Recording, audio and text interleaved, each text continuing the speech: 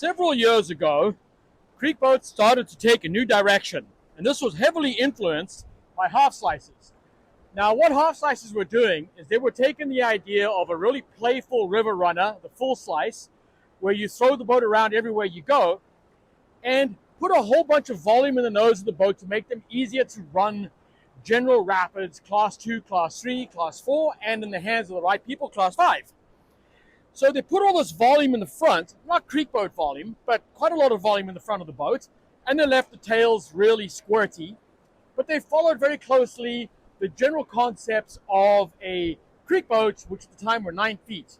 Generally speaking, a little bit narrower, less rocker, and also significantly less nose volume, but much more volume than the boats that had come before it as far as general purpose river play boats are concerned. Now, one of the things that I learned from paddling these half slices was that by reducing the amount of volume in the very tip of the boat, in the first sort of 1/3 of the nose of the boat, and also in the tail of the boat, you had less of this big volume that could get knocked around when you were running the river. There's less surface area and less volume for waves to hit and to knock you left and right. And this actually made, in many ways, despite the half slices having a lot less rocker than the creek boats, it actually made it more forgiving in many circumstances and many situations when you've got stuff coming at you all over the place. The other thing that I figured out was by having a smaller tail on the boat, you could lift that nose up and further reduce the amount that the boat was going to get knocked around by waves coming in. So if you saw something coming at your bow, you could just lightly dip the tail of the boat, lift it up, and go poop over the top of the thing. Now, the problem with the half slices is one that generally they had way less volume overall, even in those bigger bows. They had less rocker than the creek boats of the time, even though they had more rocker than play boats. And lastly, they had overall less volume than the creek boats. And what I started to think about was that I wanted to do a boat that would have essentially a creek boat bow and center. All that volume, all that width, all that ease and forgiveness, but have some of the paddling characteristics of a half slice without the downside of a half slice, which is sometimes you can get in over your head pretty quick, right? And you can just lack general volume overall. You have less rocker, so you've got to be way more in your game as far as running those drops that are not as easy to boof. So as boats in general started to pick up rocker for creeking, so the half slice started to get left behind. Now there was an exception to this, the Waka skis, which was one of the first creaking half slices, you might be able to say. The problem, for me anyway, with the skis was because the tail was concave, it would load up, and you could end up standing up when you didn't want to. So how did I address the problem? Well, the first thing I thought about was that I wanted to have much less volume up in the nose of the boat. This area up here, I really wanted to bring it down in volume so that it's not going to get smacked around. The problem with doing that is the first third of the boat is going to be more likely, if it dips under the water, to stay down a little bit longer than you would want. So, two solutions to that. The first solution was to put a bunch of rocker in the boat. So both the SuperSkipper and the SuperSkip RR have, I think, more rocker than any other boat on the market. This thing is loaded with rocker, and it just wants to skip over everything. The next thing I did was I put a small concave in the nose of the boat right up in the bow. This is out of the water all the time unless the nose dips down. Now, this is something that I learned from shaping longboards, nose riding longboards, where you can run up to the nose of the board and stand on it, and that concave creates sort of a high pressure area and it stays floating, so you can stand on that. Then I put some little wings on the sides of the bow as well. This is something that I did on my Olympic boat from Barcelona, where I wanted the nose to be able to stay on the surface of the water without adding a whole bunch of volume, because you're trying to duck it under gates and things, right? And it worked really well. So the two things combined with that high rocker means that this nose stays up really well almost all the time, and on the off chance that it does dip, it resurfaces lightning fast. Once you get into the center of the boat, everything changes. The SuperSkip RR and the SuperSkipper are packed with volume around the knee area. It's wide, it's a big stable platform, you've got a lot of volume packed in the middle of the boat, and this thing just wants to sit on the surface. And that is really important when you're in stuff that's over your head, or you're really challenging yourself, or if you're that guy that just runs so much gnar that your friends are walking. This really, really allows you to take this thing into situations that arguably, at least for me, I shouldn't be in, and for some of our team paddlers, they should be in it, but they want to come out the other side every time. And this is doing it for them. So this brings us to the tail of the boat. And as you can see, we've taken a lot of volume out of the back of this boat.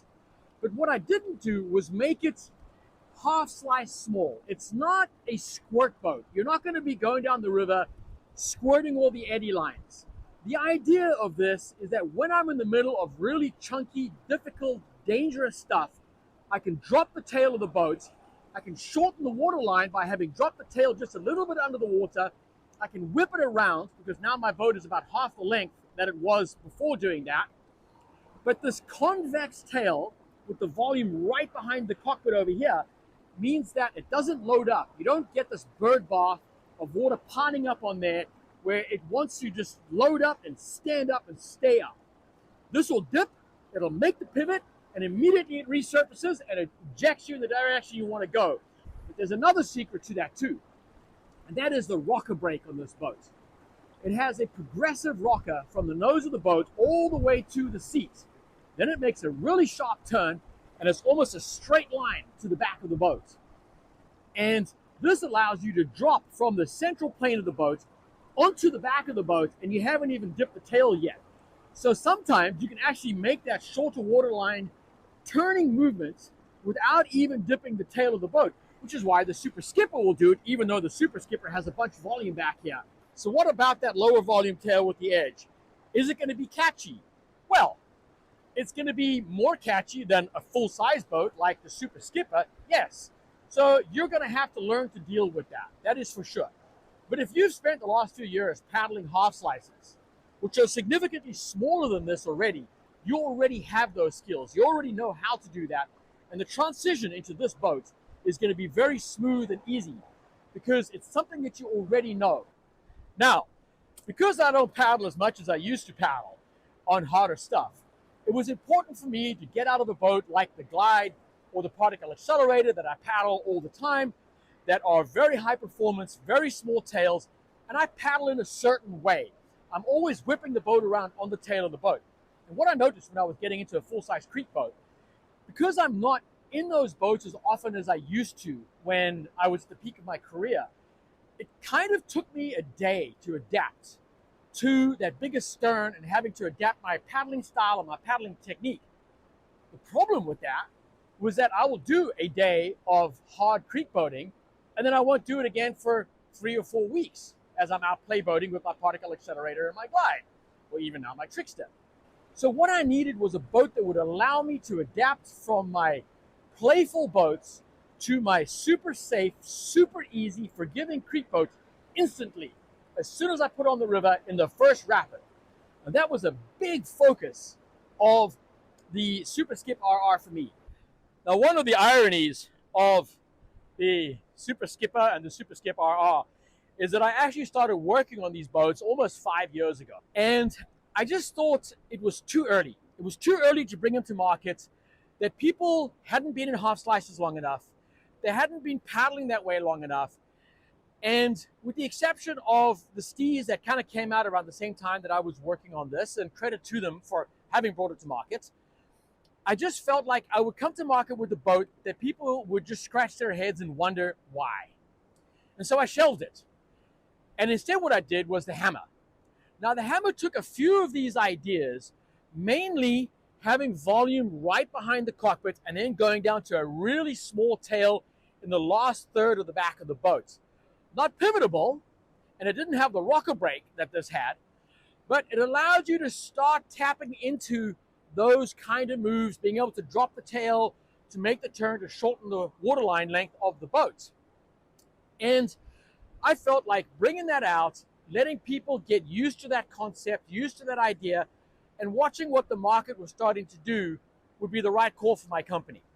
But then, a couple of years ago, I realized that other people had cottoned onto the idea.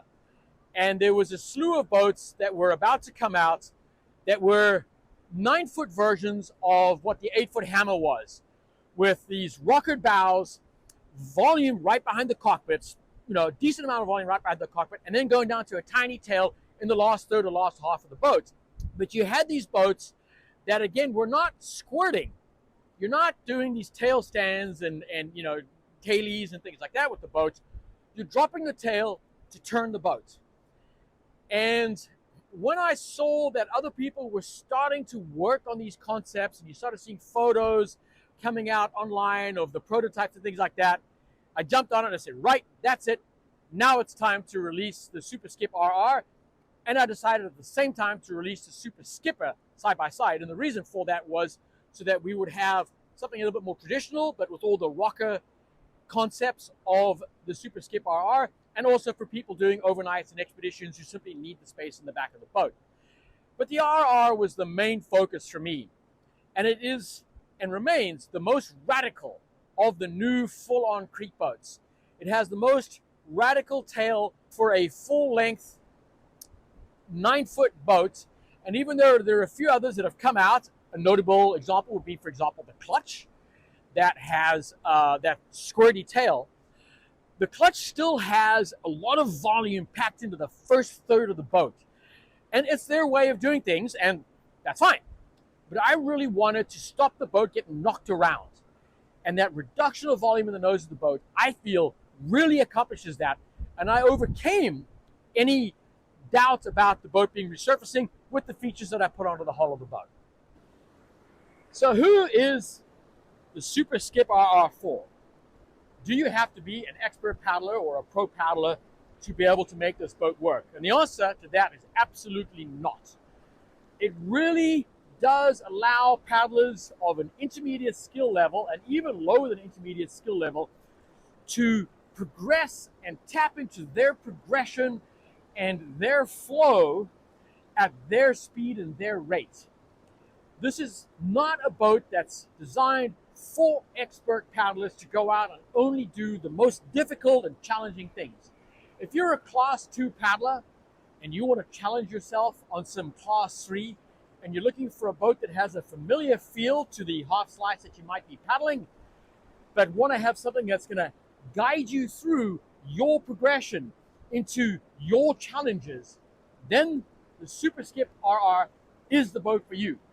Likewise, someone like myself who once upon a time was at the cutting edge of what was possible to run in the creek boat. I was one of the paddlers leading the way in challenging what can and can't be done, but I'm no longer that paddler. I don't paddle that much anymore on really hard stuff. And when I do go out, I tend to be surrounded by a bunch of 20 and 30-year-olds who have something to prove.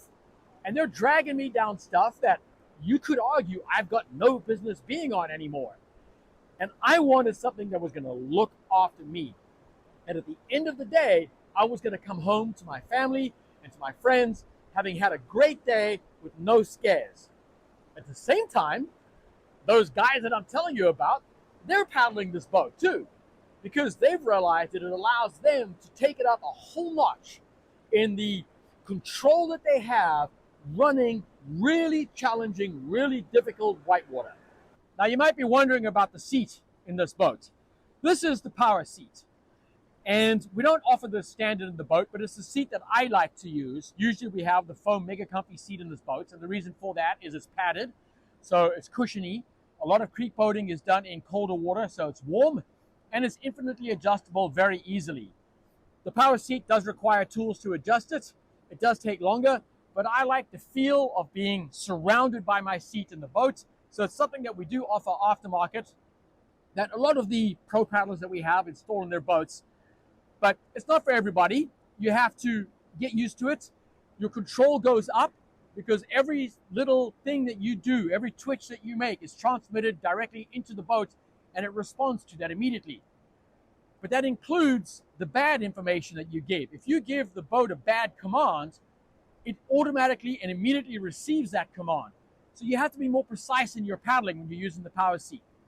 And that's partly why we sell this boat with the mega comfy seat, the foam seat, because it's a seat style that everybody knows. It's a control style that everybody knows and they're comfortable with, just more comfortable, slightly more forgiving in being able to take impacts on your butt when you're dropping big stuff, and very easy to adjust. Now, one of the things that all modern Soul boats have is this wheel housing under the boat with a removable wheel. It just snaps in and out in seconds. You put it inside the cockpit of the boat, and it allows you to portage your boat, if you like, from the car to the put in or the take out back to the car on anything that goes from gravel roads, dirt roads, tar roads, and things like that.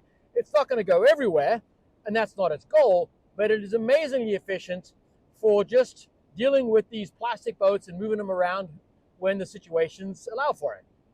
So I hope that this walkthrough on this really fun, really exciting boat has helped you understand why I've done the certain features that I've done, why it looks the way it looks, and how to paddle it, and why it's just such an exciting, fun, and ultimately really forgiving and controllable boat.